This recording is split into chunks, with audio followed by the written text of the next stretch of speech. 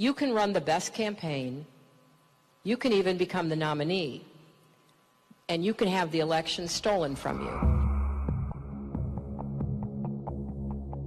How can you win with Russian interference, though? That's what real I'm thing. scared about in 2020. But rightly. Because I think he's an illegitimate president that didn't really win. So how do you fight against that in 2020? You are absolutely right. He's an illegitimate president in my mind. Would you be my vice presidential candidate?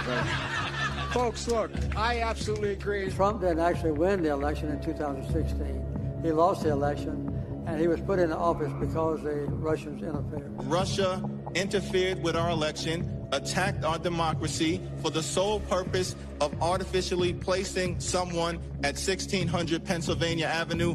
They were successful. Trump knows he's an illegitimate president. The president-elect, although legally elected, is not legitimate. I don't see this president-elect as a legitimate president. You said you believe that Russia's interference altered the outcome of the election. I do. We have a president who, if in fact it is proven, has been assisted by the Russians and may in fact not be a legitimate president. The one thing that Trump is fearful of when it comes to his being president is that finally we will see how illegitimate his victory actually was. I have an objection. I object to the 15 votes from the state of North Carolina. I object because people are horrified. He's an illegitimate president. Our election was hijacked. There is no question.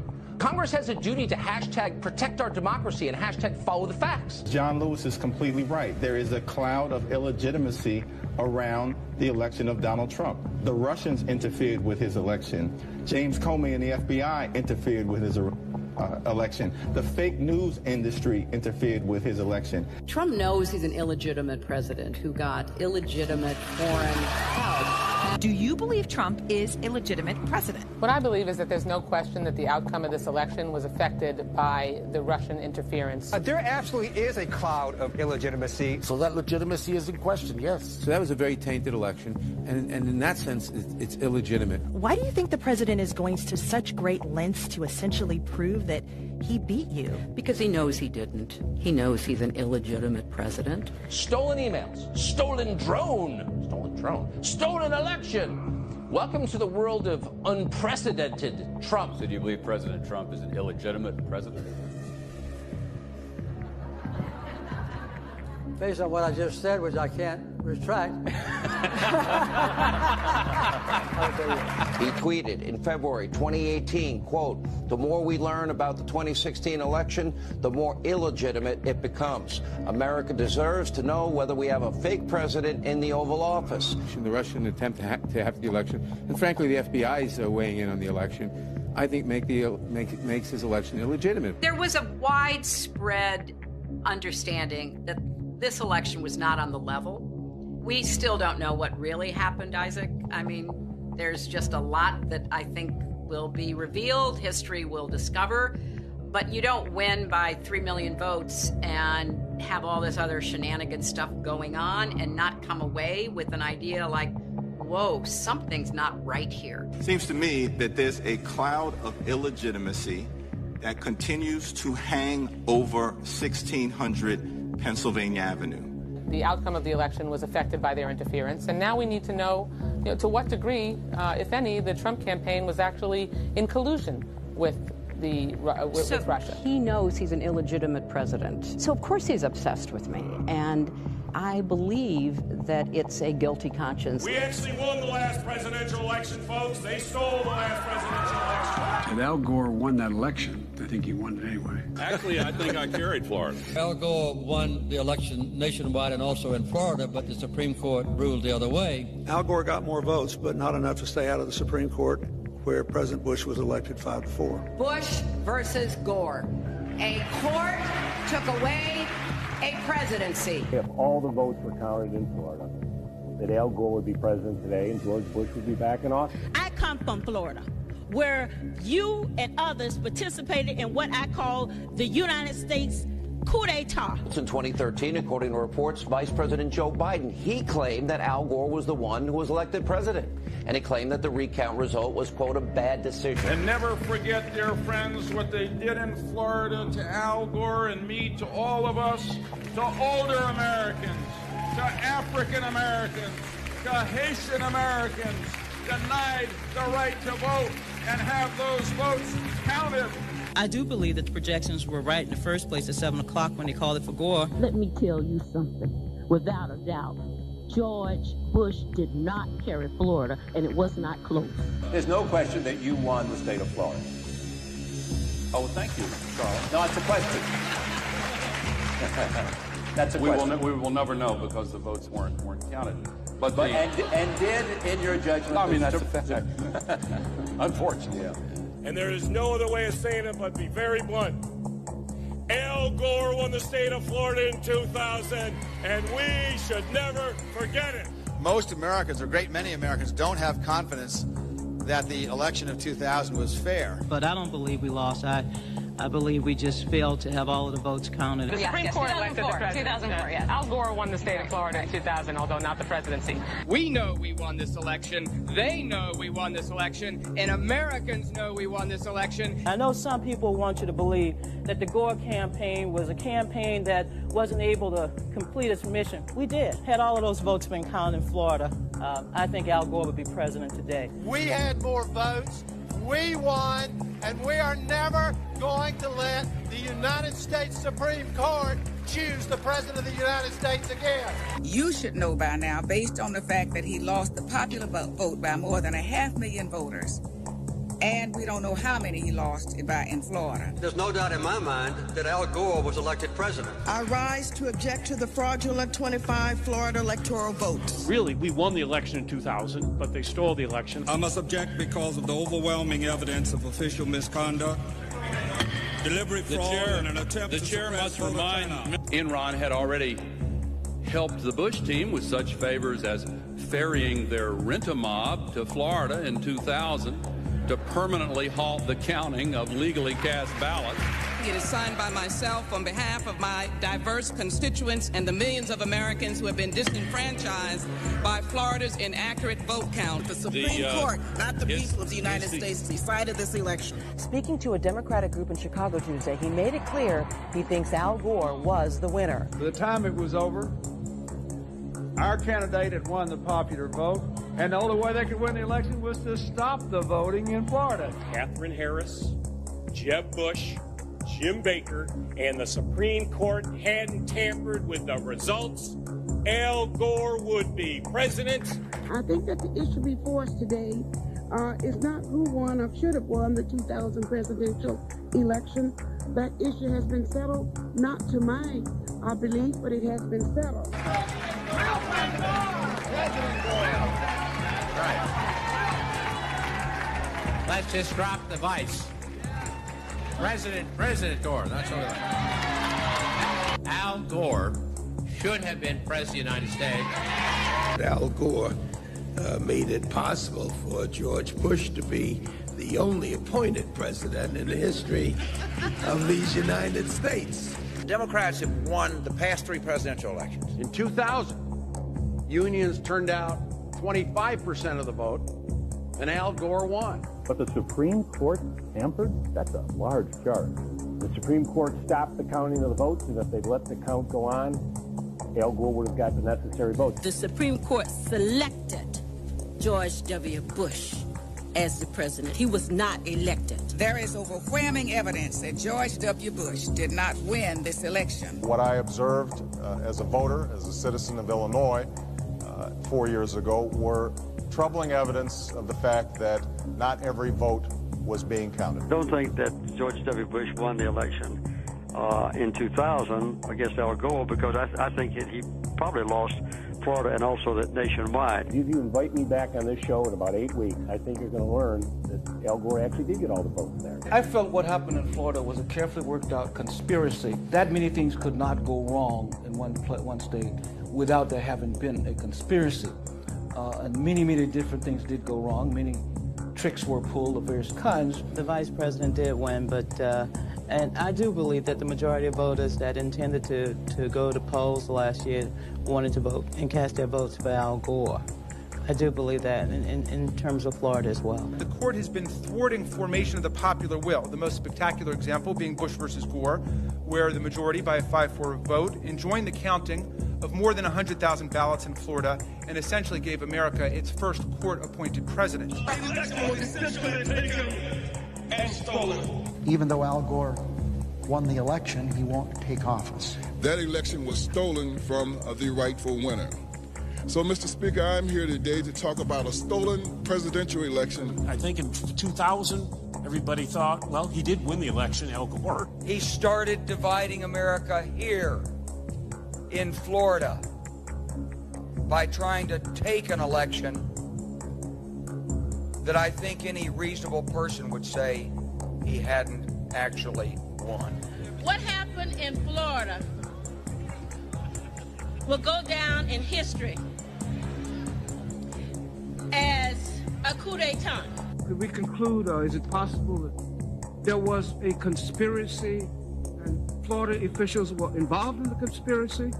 Never have so many things gone so wrong in one place before.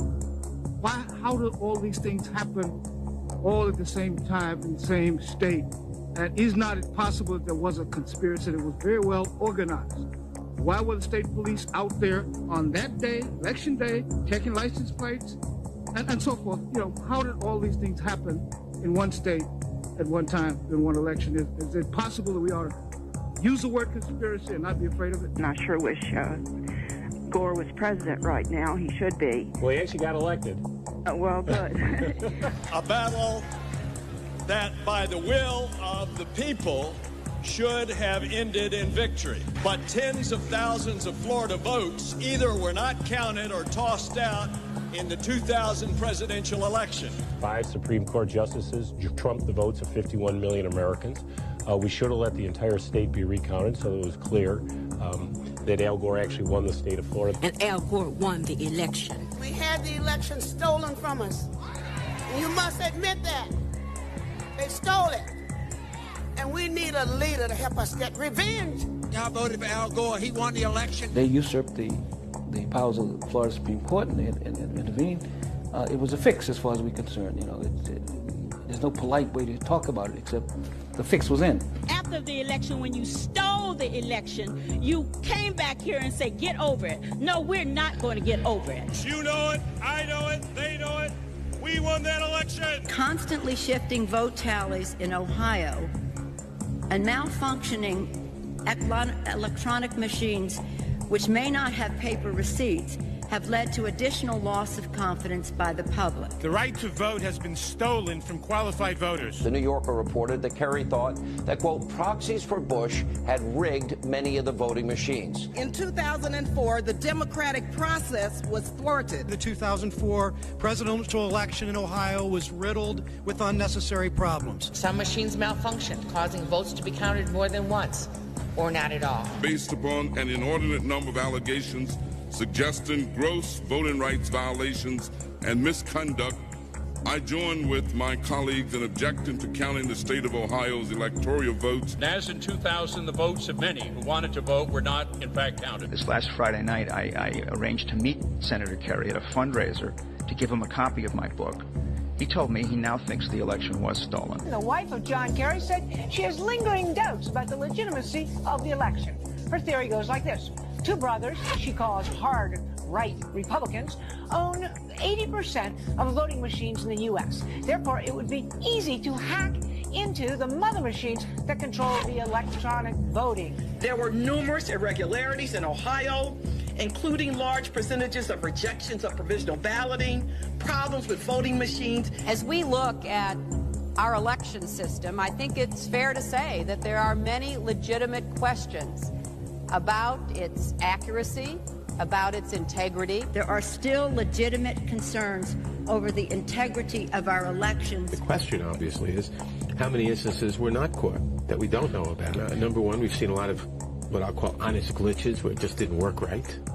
But also that these machines are hackable. A dishonest employee of the vendor or a dishonest employee of a local board of elections or simply someone who knows electronics and has a computer at home could hack into these machines and put in a secret instruction to disregard every 20th Democratic vote or add 10% to the carry or to the Bush vote or whatever, and you might not ever know it. I agree with tens of millions of Americans who are very worried that when they cast the ballot on an electronic voting machine, that there is no paper trail to record that vote. The numerous irregularities that occurred with the electronic voting machines in Ohio on November the 2nd of last year point to an unresolved national crisis. We cannot declare that the election of November 2nd, 2004 was free and clear and transparent and real. There must be independent testing of the voting machines used in Ohio. I'm not confident that the election in Ohio was fairly decided. We know that there was substantial voter suppression, and the machines were not reliable. The members of Congress who have brought this challenge are speaking up for their aggrieved constituents, many of whom may have been disenfranchised in this process. Treating today's electoral vote count in Congress as a meaningless ritual would be an insult to our democracy unless we registered our own protest against the obviously flawed voting process that took place in so many of our states. Voters who wish to cast a vote for president or vice president can't approach the polls with certainty that their vote will be counted. One of the most significant problems in Ohio and in many other states was the lack of measures to ensure the integrity of electronic voting machines. In 2004, they caused Democratic voters in Ohio to wait for 8 hours before they could cast their ballot. They turned the Department of Civil Rights and the Justice Department into the voter suppression division with voter ID laws, voter purging, voter caging, voter intimidation. There aren't going to be any more election stealings. I do have one very affirmative statement to make. We won, but I didn't lose. I got the votes, but we won't know exactly how many because of how they cheated. I did win my election. I just didn't get to have the job. We were robbed of an election. Without voter suppression, Stacey Abrams would be the governor of Georgia. Andrew Gillum is the governor of Florida. Using the word rigged, using the word steal, do you think it's dangerous going into 2020? I don't, because we can actually back it up. And so in response to what I believe was a stolen election, and I'm not saying they stole it from me, they stole it from the voters of Georgia. In fact, someone outside asked me if I'm ever going to concede. The answer is no. If she'd had a fair election, she already would have won. This is not a speech of concession. Because concession means to acknowledge an action is right, true, or proper. And I will not concede because the erosion of our democracy is not right. You refused to concede and say that you lost. Do you stand by that decision today? Absolutely. If Stacey Abrams doesn't win in Georgia, they stole it. It's clear. It's clear. Steal your election. It was not a free and fair election. I think the election was stolen from the people of Georgia. I believe it was stolen from the voters. I think that Stacey Abrams' election is being stolen from her. The election was not fair. The process was not fair. Thousands of Georgians had their voices stolen because they were not able to cast ballots, and they cannot be guaranteed that their votes will be counted in 2020 if we don't do this right. If what happens to you happens nationally, and we see whoever wins the Democratic nominee, if they say, actually, I can prove that there's a number of votes in every state and that the same thing that you just described happens in multiple states, should they concede? I do not think we should concede an election until we know the results of an election. I still fundamentally believed it could be fair. And that's just not how life works. If it looks like it's cheating, it probably is. If it looks like it's rigged, it probably is. She would be the governor of Georgia today had the governor of Georgia not disenfranchised 1.4 million Georgia voters before the election. That's what happened to Stacey Abrams. They took the votes away. We've been raised to believe that it is invalid, in fact, it's uncouth to call question. That if you want to run for office again, you've got to concede the election so that everyone knows you're a good sport. I'm not. You notably did not concede. I did not. Okay, you acknowledged that he won, but you did not concede. Correct. 5 months later, do you still feel like your opponent won through voter suppression? Yes. Reminder, she wrote. Brian Kemp stole the gubernatorial election from Georgians and Stacey Abrams. I said that the election was stolen from Georgia voters. The process that took place during the legislative cycle was one that did not countenance and did not pay attention to the deep and real concerns of those who watched this election be stolen in the state of Georgia. It was stolen from the voters of Georgia. Georgia voters did not have their votes counted. They were not allowed to cast votes. They had their votes discarded. It certainly gave the appearance of unfairness, and I think there was unfairness. Stacey ran a great campaign. She probably won. And it was not fair to those who filled out absentee ballots, and depending on the county you sent it to, it either was counted or not counted, assuming you received it in time. Brian Kemp oversaw for 8 years the systematic and systemic dismantling of our democracy, and that means there could not be free and fair elections in Georgia. As long as we have eligible American citizens who cannot cast a ballot, then the game is rigged. I am complicit if I say that that system is fair. Concession in the political space is an acknowledgement that the process was fair. And I don't believe that to be so. But I refuse to concede, because concession means that the process was proper, that the result was true and right, and I cannot say that. I tend to say I didn't lose, I just didn't win. And I don't call it a loss, I just didn't win. But yes, you did. Okay, officially. Yeah, officially. Put it this way, I didn't get to get inaugurated, and that's problematic. Okay. But will I say that this election was not tainted, was not a disinvestment and a disenfranchisement of thousands of voters? I will not say that. Candidates, both black and white, lost their races because they have been deprived of the votes they otherwise would have gotten. And the clearest example is from next door in Georgia. Stacey Abrams should be governor, leading that state right now. I was joking with Beth backstage when Cliff said, she lost. I'm like, no, I just didn't win. Because we don't know what really happened because of the miasma of voter suppression. I can't know for a fact that I would be the governor of Georgia but for the malfeasance and the mismanagement of Brian Kemp, but I know it's a pretty good guess. So I can't prove that I would have won, but I know we don't know because of how he behaved. Is he the legitimate governor-elect of Georgia?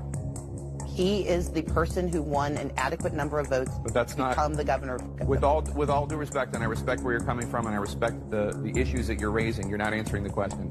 Do you think it was... You're not using the word legitimate. Is he the legitimate governor-elect of Georgia? He is the legal governor of Georgia. You see, I'm here to tell you that just because you win doesn't mean you're won. You said to me that you did not lose, you just did not win. Yes. So we're going to talk about that. Bad news is that we didn't get the victory we secured. And the thing is, we will never know empirically that I got more votes because we will never know which votes didn't get counted. This was not fair, it was not right, and it is deeply improper that someone could ascend to that role having performed so basely and so crassly against the very people he is now supposed to represent. The election was not fair, the process was not fair. So you don't feel that you lost fair and square? I do recognize I am not the governor of Georgia, but I do like to point out something that is true for me and for many in our state, and that is we won. I'm not saying it's going to be legit. It's the increase in the prospect of being illegitimate is a direct proportion to us not being able to get these reforms passed. Right-wing extremists already have a plan to literally steal the next presidential election.